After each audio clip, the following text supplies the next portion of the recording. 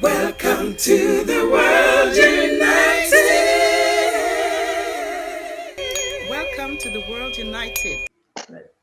ANTARES Maitreyya, born on 7th of January 1915, Malaya. His parents named him Lee Kit Fong.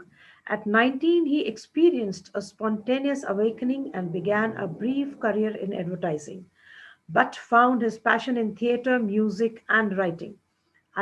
At 42, he relocated from Kuala Lumpur to the forest, acquired the name Antares, and became the ceremonial guardian of Magic River, reintegrating the fragments of my greater being and reattuning to the heartbeat of Gaia Sophia.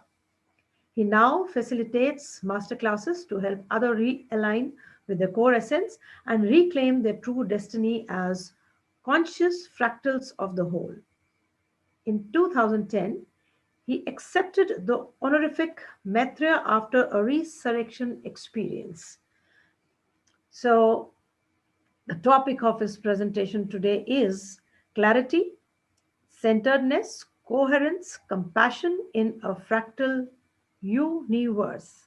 I, in fact, really liked the word universe, Y-O-U. So, over to you now, Andres. You can unmute yourself, please.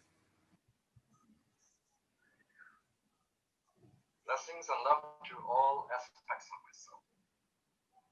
I spent a lot of years in show business, and I was an actor, I was a musician, and I had plenty of opportunity to examine. And the volume being adjusted, and I have come to a few conclusions about egos. And what I have realized is that we have the opportunity or the option to switch between what I call the limited ego, which is the ego that is defined by our name, our parents, our occupation, our personal biographies, and the unlimited ego, which is what a lot of humans like to call God, but I rather call it source, or all that is. Anyway, I realized that if I could switch at will between the limited and the unlimited ego, I could find a way to navigate, to steer my vehicle, my little car, my physical body in the 3D matrix in a much more conscious and masterful way, so that I don't have to experience too many unnecessary accidents, and I won't kill people on the streets, so to speak. So, having understood this difference between the limited and the unlimited ego, I found a way to see how it actually also corresponds with the idea of the micro and the macro self, or as the Master Yeshua, or Jesus the Christ, he was reported to have said, I and my Father are one, and that's exactly what he meant. That his little I had become realigned with the big I, which he called his Father, right, and which people call God. Anyway, that gives an idea of how this exercise works. If you get into the habit of switching between the limited and the unlimited ego, I mean, you need the limited ego for certain situations. For example, if you're having a meal, or you're going out with a girlfriend or boyfriend, you don't want to be in your unlimited ego, because you can't really focus on what's on the plate in front of you. You can't really focus on a specific event and experience. So you really want to be able to zoom in on the micro and then enjoy having this individualized, this fractalized, this atomic event, to experience it fully as a limited form. That's one reason why I think we originally opted for the experience of physical embodiment in this 3D matrix, so that we could actually get into the nitty-gritty of existence, to actually enjoy our physical senses, right?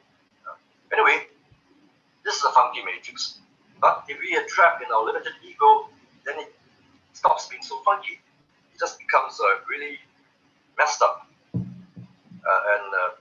that's what all of us are going through now in 2020. We actually find ourselves in a huge, well, I was going to say, but I'll censor myself, a huge mess. And we are unable to see our way out of it. You know? And so if we could, for a moment, switch to the unlimited ego as a species and reconnect with our own source, our own true origins. Now, how would that look? From that perspective, everything would fall into place. The pieces of the jigsaw will fall into place, and we could see the big picture, right? And from the point of view of all that is, from the point of view of source, all the problems that we have are just the problems of a fractalized, atomized, overly individualized species that no longer see context in which they were born, in which they exist, and they don't remember that we actually all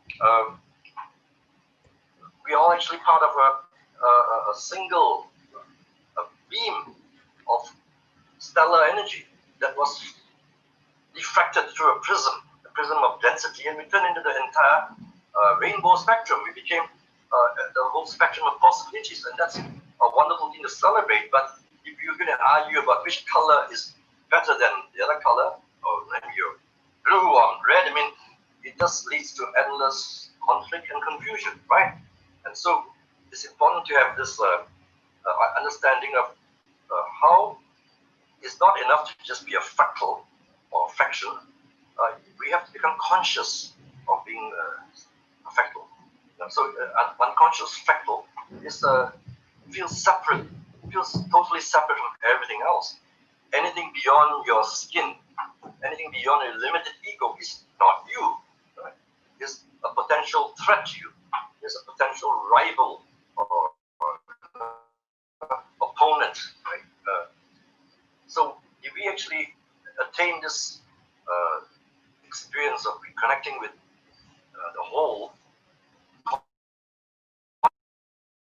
consciously, while being a fractal clarity that allows us to cut right through all the crap, all the programming, all the conditioning, all the nonsense that has been injected into our psyches from the moment we were born, and even before, because even before we emerged from our mother's wombs, we're already carrying the genetic baggage of the mother and the father, inherited over countless generations, thousands of generations from their ancestors who went through massacres, famines, war, distress, bereavement, a lot of misery. I mean, to me, this whole human experience, for the most part, if you actually look at it from the one perspective, it's actually been a veil of tears, right? There's been a lot of sorrow here. And, well, there's probably a reason why it has been such a veil of tears. I mean, if you postulate that we are being fed upon by a parasitic species whose diet is human suffering, right? That feed off and fatten themselves on human suffering, then you would understand why, if they had some way to hack our neural circuitry and reprogram us to serve their agenda, they would definitely make us inclined towards tragedy, inclined towards calamity and sorrow, because that's their food. They feed off our suffering, right? So if we actually became aware of that, we would then realize we can only do one thing: become conscious of this, and then consciously extricate ourselves from this cycle of drama, of conflict, confusion, and fear, which leads to our own suffering. Because the more we suffer, the more they feed off our energy. And of course, the only way we can get rid of them is stop feeding them. And how? We have to become conscious. The more conscious, the better. The more, if we can become a fully conscious fractal of the whole. Now, that is what you experience. That's what you experience as a coherent field. Your energy field becomes coherent, by which I mean it starts corresponding with the principles of sacred geometry. Right? You attain a crystalline kind of a biofield, and you become a lot more centered, and then not only clarity but calmness prevails. You don't panic. You don't get into a useless fear. You find that you are able to consciously put yourself back in your heart and not get trapped in your mind, your overactive mind. And from being centered in the heart, you can experience a great deal of compassion, of empathy, of understanding of how things became like that. And from that perspective of compassion, you will be able to transcend the suffering. You'll be able to actually start understanding and loving the situation and sending a lot of healing to everything around you, right? So basically, becoming conscious, becoming clear, becoming coherent, and then feeling compassion, having compassion as your default setting. I mean, it is not possible as human beings for us to never feel angry with what's going on, how stupid people can be, how destructive some children can be, how vandals, I mean, people who throw litter in a beautiful place, people who poison the well, I mean, people like that. Anyway, once we become compassionate though, and that our hearts be our guide instead of the mind, we basically will begin to experience for longer and longer periods the feeling of being conscious factors of the whole, which means we know we are, we know that we are original, we are originally emanations of source, and all of us have the same source. All of us come from the same source, and therefore, as our own unlimited egos, there is nobody to compete with. Who are you going to compete with? Why are you going to be jealous? Why do you want to be jealous of yourself? Because everything around you is just basically an extension of your greater self, right? There's no reason to be jealous, and there's no one to compete with, right? So when we stop becoming competitive, we experience less and less conflict, and with less conflict comes less confusion.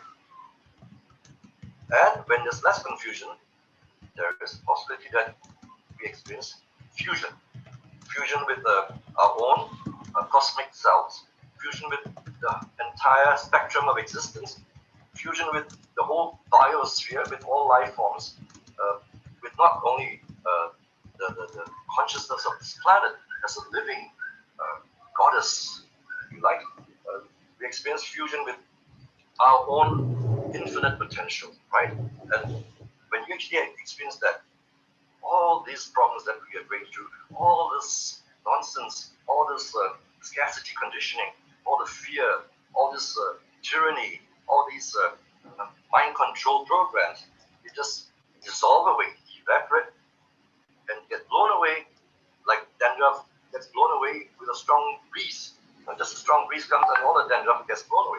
So we no longer have to worry about being trapped at this static level of consciousness, where as a species we are being preyed upon by parasites or predators who feed off our suffering, our fear, our anxiety, our misery, right? And that's how we go from being a mantra chanting Buddhist to becoming fully conscious as living Buddhas. And that's what we have to do now, to stop beating about the bush, so to speak, and cut to the chase and go for it. Yes, fingering rosary beads and chanting is fine, but become fully conscious. Have the courage to embrace your potential Buddhahood, not just be a follower and just memorize formulas. And the same goes for being a Christian. I mean, there's no use being a superstitious Christian who prays to some Superman who's going to fall out of the sky and rescue you from the mess. You have to become Christ-like instead of just calling yourself a Christian. I mean, no matter how strong your faith, how strong you believe, we have to be responsible for extricating ourselves from the mess that we found ourselves in a long time ago, and the mess is getting more and more dense, and we can't expect some kind of messiah to solve the problems. We can't elect some guy to come and take away all our pain, arrest all the criminals, punish all the wrongdoers. I mean, that is something that we grew up watching movies and we believe that, yeah, cavalry come and save us, and there'll be some superhero who comes and rescues us from the very jaws of death. Well, that's something that the movies like to program into us. This salvationist program, but I personally feel that no, that is not very adult. If you're going to become an adult consciousness, you have to take it upon yourself to become a fully conscious factor of the whole, attain mental clarity, become coherent, and become totally compassionate. And then you will experience the whole reality around you as the universe. Why is it the universe and not I-universe? Because the universe is an emanation or expression, a creative expression of my core being, which is source. And if you have the same experience, you will also realize that I am part of your universe. Yes, and it works for all of us as conscious fractals.